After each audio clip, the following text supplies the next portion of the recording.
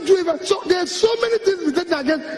That is where a journalist had to say, let us take it back. Let nobody tell you there's not enough money. No. Tell me what a governor in Nigeria needs a dispatch rider for. What for? If I tell you how we stop fuel, we used to have a fuel dump when I was governor. Fuel dump. It was costing us almost 30 million a month. I said, what is it? They say, hey. I said, shut it down. I found out that my convoy in the first 2 weeks, because it was about 22 vehicles, was costing us about 300,000 to buy fuel. Of course, you know what happens to half of it. So I said, okay, you know what we are going to do? Bring down the convoy. People in Anambra here, I don't use her. I asked them, carry this in and go. Pack it. My convoy is 5 vehicles. And you cannot buy fuel unless I'm inside the car. So I will pay them. No more.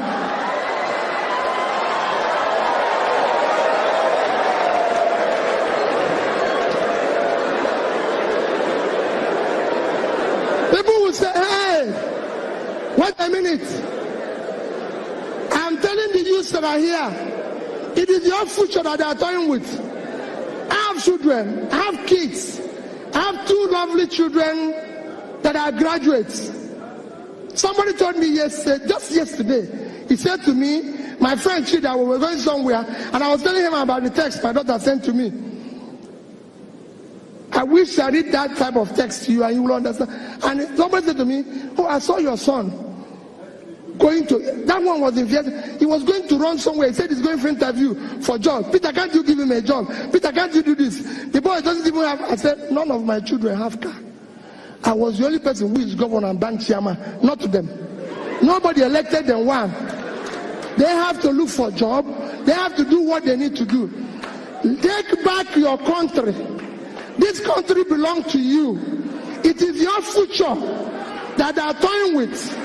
You must take it back from them. It is not their country. And you must take it back from them. And how will you take it back from them? How will you take it back from them? When they invite you, go to your local government and ask the local government chairman who receives 100 million naira every month. What does he do with it? He will tell you no problem, yet he's buying new Jeep. This is somebody who has never seen car in his life. He now uses Jeep. His wife has become first lady of the local government. You go everywhere, a convoy will pass you. They say it's first lady of the state. First what? This man, this woman is like they used to tell me then, hey, Peter, you're not treating your wife fairly. Peter, you're not doing this. That this is this. I said, no. There's so many costs. If I tell you little, if I have time and tell you cost of governance here, you won't be here. When I came back, when I started, we had about 10 governors' guest house. I said, what is governor going to do with this? I go to work in the morning, I go back in the evening. I'll come back. My cook then will cook about food that about 50 people will eat. I said, what is this for? They were killing 1 cow every day. I said, what is this for? He said, Your Excellency, I'm doing it in case if you come back with people. I said, have you ever seen me come back here with anybody? So why are you cooking for the people? Any day people will come here, I will let you know. Cook for only 1 person. 1 person. Me. I said, don't do it. You know, I come from Anambra State. There's too many big men. Of course. Like I told them, I said, don't allow any of them to come here. I don't have what it takes to entertain them. So what they do, they phone me, Peter, I want to see you.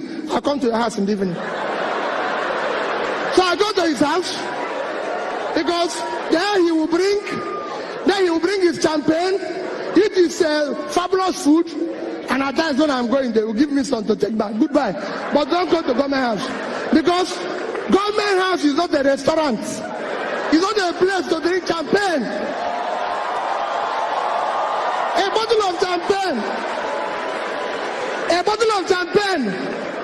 bottle of champagne today costs about 400,000. 500,000. That is salary of 20 people at 20,000.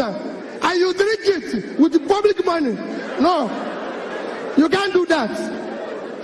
It should be, if you want to do that, you go to your house. So I said to them, no, this is government money. We brought down the cost of feeding governor. If I tell you where I brought it down from, to this, I say, this will be enough. Don't worry about me. And I can go on and on. You can go and work with people. It's not anything. It's not any magic. Every flight I've taken in Nigeria as a governor was economy. Reason is simple. If I come, they say business class, 54,000. Another one, you go to internet, is 19,000. Is it not just from Abuja to this for 40 minutes? Why will I pay additional 1,000? I said no. I went to Young Shaguru and said, your hotel in Abuja, can you give me this guy? He gave me 50%. So to sleep there is 30,000 naira. And I said, no, these things, that is what people want me to go to another bigger hotel and stay for 250,000 naira. And people say, oh, Peter, is it? I said, well, I have a problem. If I sleep there and pay somebody 250, I will be awake. I wouldn't even sleep. Because I think they've stolen my money.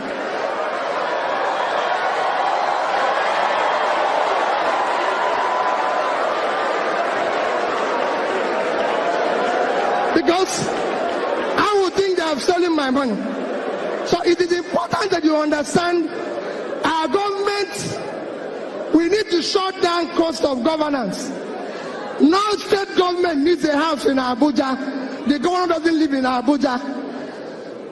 They don't need all this.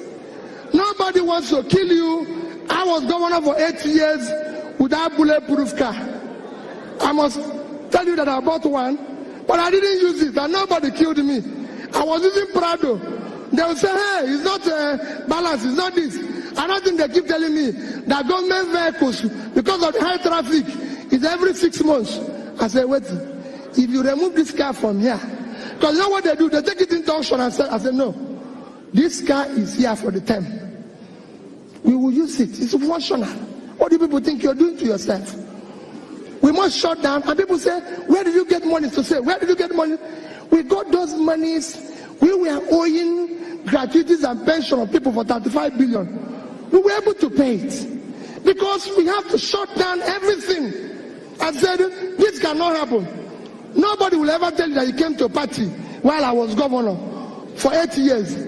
It's not a nightclub. No, it's governor's lodge. When I finish, I go home. If anybody wants to dance, he goes to nightclub. That is his business. And so all I'm trying to say is that we can change. No visitor we put in a hotel if you have any value to offer. And go and check. We are number 1 in implementation of MDG. We got an award for it. I spoke at the UN. Go to European Union. We are number 1 in European Union while I was there. Why am I saying this? We were able to meet up every obligation. So my dear people, yes, it's good to stay here and feel bad and do everything, but let me beg you, you have no other country except this one. And only you can do this. If anybody is telling you, those people out there, they don't know you. They don't care about you. If they care, they will do things differently. You will see it in their behavior. You will see it in the way they do things, the way they feel, the way they move, and everything. In that, because they are doing that, what I beg you is that you must, like Olisa pleaded, get up and decide to join politics. Get up and decide to be part of it. The man who is leading the revolution in Hong Kong is 17 years old. He's 17 years old. My dear people, the society we have them to abuse today will take its revenge on all of us tomorrow. Thank you and God bless you.